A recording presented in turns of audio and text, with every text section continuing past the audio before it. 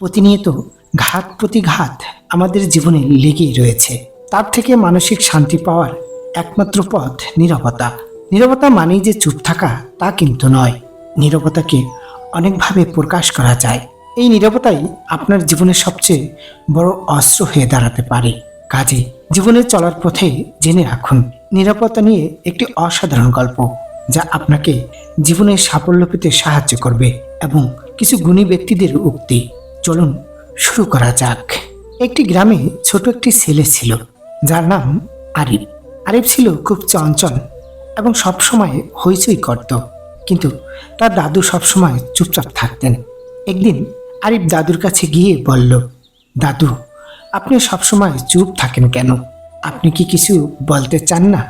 দাদু মৃদু হেসে বললেন, আরিফ, তুমি আমার সাথে কিছুক্ষণ বসো। দাদু তাকে নিয়ে বাগানে গেলেন এবং একটি গাছের নিচে বসলেন। দাদু বললেন, এই গাছটি দেখেছো? এটি সবসময় কথা বলে না, তবে এর নীরবতা আমাদের জন্য কতটা মূল্যবান তা কখনো ভেবেছ? এই গাছটি নীরব থেকে আমাদের ফল দেয়, ছায়া দেয় এবং বাতাসকে শুদ্ধ করে। আরিফ কিছুক্ষণ চিন্তা করে বলল, তাহলে নীরবতা শক্তিশালী। দাদু বললেন, হ্যাঁ আরিফ, অনেক সময় নীরবতা আমাদের জীবনে শক্তির উৎস হয়ে দাঁড়ায়। যখন আমরা চুপ থাকি, আমরা আমাদের ভিতরে শক্তি সঞ্চয় করি, আমাদের চিন্তা স্পষ্ট হয় এবং আমরা আমাদের কাজগুলো আরো ভালোভাবে করতে পারি। আরিফ সেদিন থেকে বুঝতে পারল, নীরবতা কোনো দুর্বলতা নয়, বরং এটি একটি শক্তি।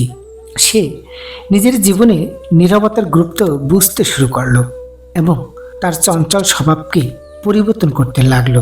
এই গল্পের শিক্ষণীয় বিষয় হলো, নীরবতা সত্যিকারের বন্ধু। সে কখনো আঘাত দেয় না।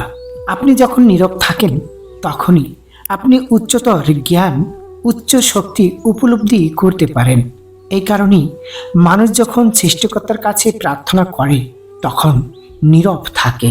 একজন নীরব ব্যক্তি তার ভুলগুলি অনায়াসে মূল্যায়ন করতে পারে, কিন্তু একজন উচ্চস্বর ব্যক্তি তার মিথ্যা অর্জন নিয়ে গর্ব করতে ব্যস্ত থাকে। নীরবতা একজন মানুষের প্রকৃত বন্ধু, যা তাকে তার সমস্ত অবাঞ্ছিত ঝামেলা থেকে রক্ষা করে। নীরবতা এবং হাসি দুটি শক্তিশালী হাতিয়ার। হাসি হলো অনেক সমস্যার সমাধানের উপায়, আর নীরবতা হলো অনেক সমস্যা এড়ানোর উপায়।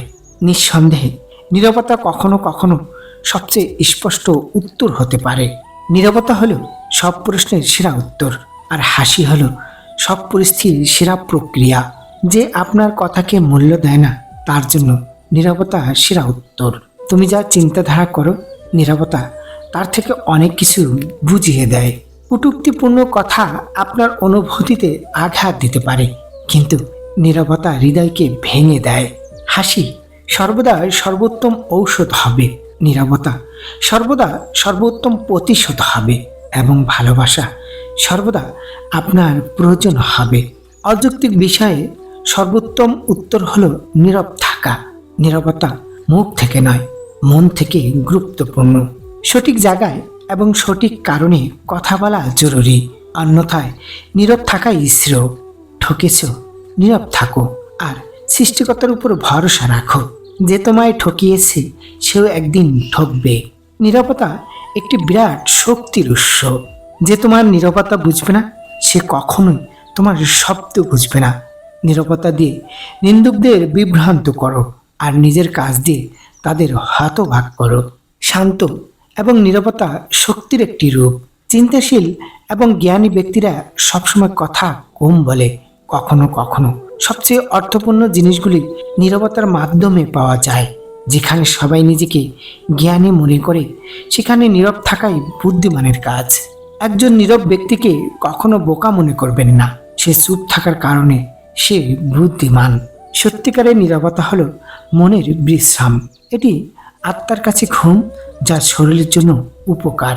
এই পৃথিবীতে সেই ব্যক্তি সবচেয়ে সুখী এবং সমৃদ্ধ, যে রাগান্বিত অবস্থায়ও নীরব থাকতে পারে। নীরব থাকা সহজ কাজ নয়, এর জন্য অনেক সাহস এবং ধৈর্যেরও প্রয়োজন। সফল ব্যক্তিদের ঠোঁটে সবসময় দুটি জিনিস থাকে, একটি নীরবতা এবং অন্যটি হাসি। নীরবতা একটা মিনিট নেয় একটা দিন তৈরি করে দিতে। আবার এই নীরবতাই 1 মিনিটে একটা মানুষের জীবন শেষ করে দিতে পারে। যখন আপনার কথা আপনার বিরুদ্ধে কাজ করতে শুরু করে, তখন আপনার নীরবতা আপনার পক্ষে কথা বলবে। প্রিয় বন্ধুরা, ভিডিওটির একটি উক্তিও যদি ভালো লেগে থাকে তাহলে ভিডিওটি অবশ্যই লাইক করবেন এবং চ্যানেলটি সাবস্ক্রাইব করুন। আপনাদের একটি লাইক আমাদের ভিডিও বানানোর মূল উৎস। ধন্যবাদ।